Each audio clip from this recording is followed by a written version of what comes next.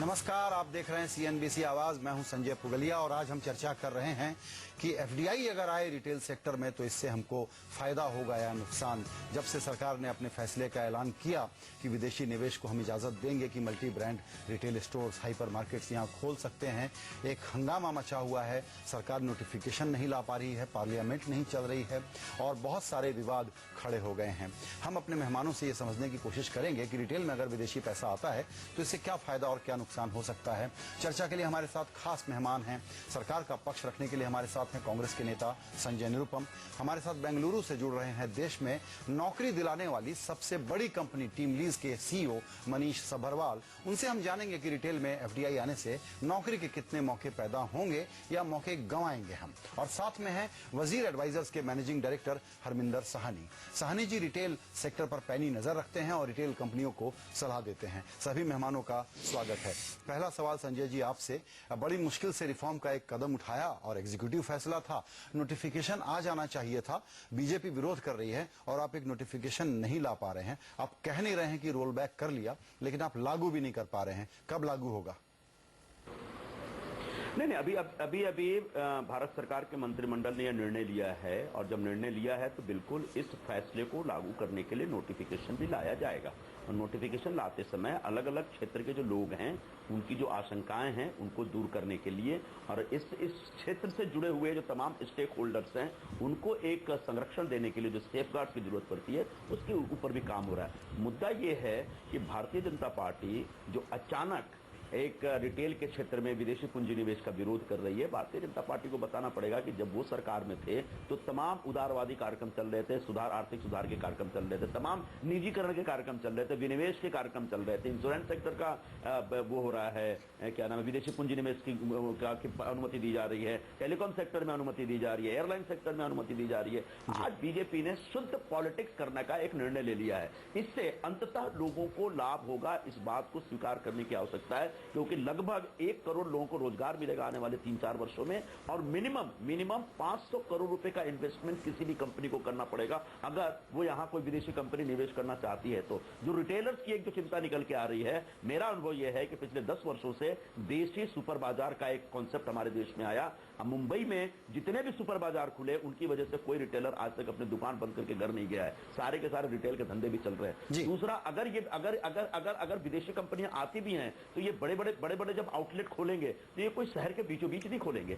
और तीसरा, ये रूरल एरिया में जा ही नहीं रहा है, छोटे छोटे राज्यों में नहीं जा रहा है। हमारे केरल के एक साथी ने विरोध किया है, उनको मालूम नहीं कि केरल में कोई ऐसा शहर नहीं है जिसकी पॉपुलेशन 10 लाख से ज्यादा है, तो केरल के ऊपर कहीं प्रभाव नहीं हो रहा। लेकिन 2-3 राज्यों के विरोध का मतलब ये नहीं कि जिन राज्यों को की इच्छा है कि ये आइडिया आना बिल्कुल ठीक है, राज्य में उनकी इच्छा को मार दिया जाए। संजय जी बिल्कुल ठीक है। आपने एक महत्वपूर्ण बात बताई कि स्टेक होल्डर्स के जो कंसर्न हैं उसके और सेफगार्ड आ सकते हैं।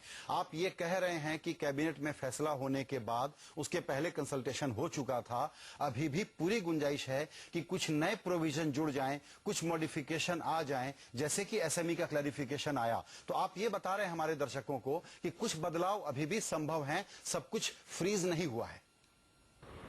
बिल्कुल, ये जो पॉलिसी मेकिंग है ये एक लगातार चलने वाली प्रक्रिया होती है। इन नीतियों में, इन नीति को नोटिफिकेशन के बाद भी इसमें बहुत सारी चीजें परिवर्तित की जा सकती हैं। क्योंकि क्या होता है कि जब चूंकि क्या है, बेसिकली ये है क्या, ये एक नया बिजनेस आइडिया है।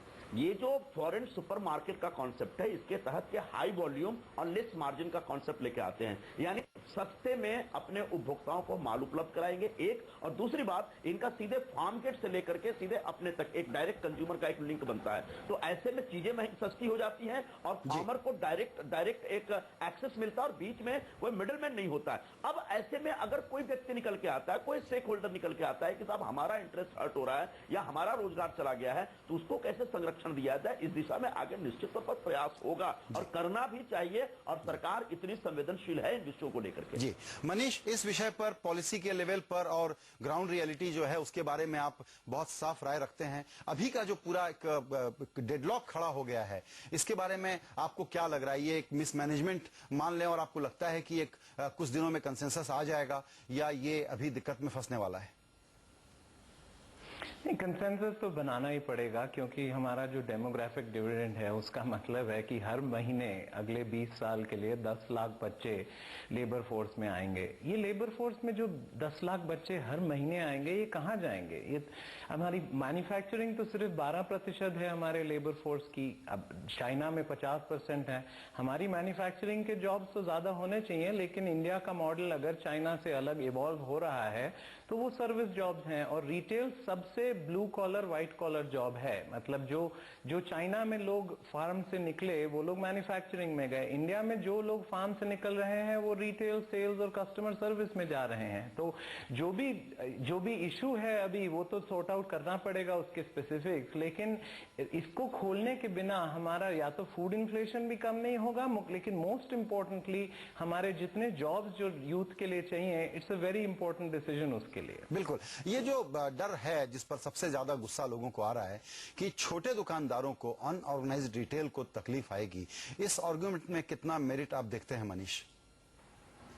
ये तो अनदेखा भय है। अरे जब पिछले 5 साल से अंबानी और गोइंका और जितने इंडियन लार्ज बिजनेसमैन हैं वो उन छोटे दुकानदारों के आगे नहीं पहुंच पाए, सारे रिटेल चेन्स लॉस में हैं, तो फिरंग चेन जो ब्रिटिश और फ्रेंच और जर्मन चेन्स हैं उनको भी छोटे दुकानदार का वैल्यू प्रोपोजिशन बड़े दुकानदारों से अलग है, उनका कस्टमाइजेशन है बहुत। इंडिया का retail market US retail market से बहुत अलग है, क्योंकि हमारे सिटीज अलग तरह से डेवलप हुए हैं, हमारे पीपल के हैबिट्स अलग हुए हैं, हमारे bottom of the pyramid value propositions अलग हैं। तो नेट जॉब लॉसेस नहीं होने वाले हैं। इस एक अच्छी चीज इससे निकलेगा कि थोड़ी सी जॉब शिफ्टिंग होगी, अगर होगी, from the unorganised sector to the formal sector, but लोगों के लिए कोई नेट जॉब क्रिएशन होगा। और मोस्ट छोटे दुकानदार हैं, उनकी वैल्यू प्रोपोजिशन बड़े दुकानदार मैच नहीं कर सकते हैं। तो अब दोनों तरफ से, छोटे दुकानदारों की तरफ से और एम्प्लॉयमेंट की तरफ से, ये देश के लिए एक अच्छा डिसीजन होगा। जी बिल्कुल, चूंकि यहाँ पर हम लोगों की राय करीब करीब एक जैसी होती हुई दिख रही है, इसलिए साहनी जी मैं आपकी राय जानने के पहले ये साफ कर दूं कि मुझे ही थोड़ा सा इसका जो क्रिटिकल पोजीशन है उसको आपके सामने रखना पड़ेगा।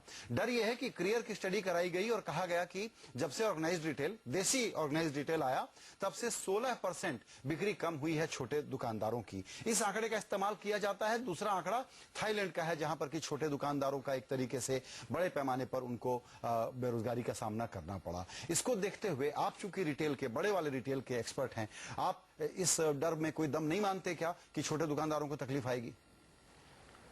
सबसे पहली बात ये कि कहना कि 16% उनकी बिक्री कम हो गई है या उनकी कमाई कम हो गई है, वो बात मानना बड़ा मुश्किल लगता है, क्योंकि आज भी जो बड़ा रिटेल है, ऑर्गेनाइज रिटेल, वो 7-8% से ज्यादा नहीं है, और ये भी 4% से बढ़ के 8% पे अभी पिछले 5 साल में आया है।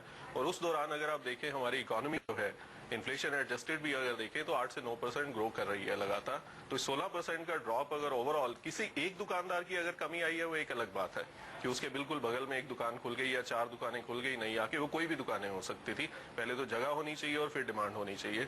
तो एक तो ये नंबर, ओवरऑल नंबर अगर देखे जाए तो ये ठीक नहीं लगता, क्योंकि अनऑर्गेनाइज का शेयर जो है, चाहे वो 4% कम हुए, लेकिन टोटल मार्केट जो है वो कम से कम 20 से 30% बढ़ गई है पिछले उन्हीं 5 सालों के अंदर। तो टोटल नंबर कम नहीं होना चाहिए, डिपेंड करता है उन्होंने कैसे देखा है, क्या सैंपल सर्वे किया है। ये बात मानने की है कि छोटा रिटेलर आज जिस तरह से एग्जिस्ट करता है, जितने काम वो करता है, 5 से 6 हजार आइटम एक किराना वाला रख के अपनी दुकान में बेचता है, बड़ा रिटेल जब आएगा ये नंबर उसकी दुकान में कम हो जाएगा, उसकी दुकान सुधर जाएगी, उसकी दुकान साफ सुथरी हो जाएगी। आप ये देखेंगे, बॉम्बे में देखिए, दिल्ली में देखिए, गुड़गांव जैसे शहर में जाकर देखिए कि जो छोटा सुपरमार्केट है वो कम आइटम रखता है, लेकिन उसकी कमाई में कोई कमी नहीं आई, कमाई एक्चुअली उसकी बढ़ी है, क्योंकि कुछ आइटम जो होलसेल में लोग जाके रिलायंस स्मार्ट से लेना चाहते हैं, उसने उस आइटम को छोड़ दिया कि आटा, दाल, चावल जो उसको लेना है वो लोग वहीं से लेंगे, क्योंकि बड़ा पैकेट मिल रहा है, कुछ सस्ता मिल रहा है। लेकिन जो रोजमर्रा की जरूरतें हैं उसके लिए अभी भी छोटे दुकानदार के पास ही लोग जा रहे हैं, और उसके लिए उसकी सर्विसेज जो हैं वो उसको रिप्लेस करना मुश्किल, कहना तो मुश्किल तो है ही है, लेकिन उसको करने की कोई कोशिश भी क्यों करेगा? इतने बड़े रिटेलर जो बाहर से आ रहे हैं, वो सब के सब जो बाहर से आ रहे हैं उनका ये काम ही नहीं है। और जैसा आपने कहा कि ये बिल्कुल रीमॉडल करना होगा, कि जैसा आपने कहा कि स्टॉक में कई चीजें वो न रखेंगे बल्कि कंसोलिडेट करेंगे और अपनी एक्सपर्टीज और ये अपना कंसोलिडेटेड फोकस जो है वो बनाएंगे। चर्चा जारी रहेगी। ब्रेक के बाद हमारे साथ जुड़ेंगे बीजेपी के नेता तरुण विजय, जो पार्टी के प्रवक्ता भी हैं, जो सबसे ज्यादा विरोध कर रही है इस वक्त वो पार्टी बीजेपी है। हम समझना चाहेंगे कि उनकी आपत्तियां क्यों इस तरह की हैं। फिलहाल छोटा सा ब्रेक।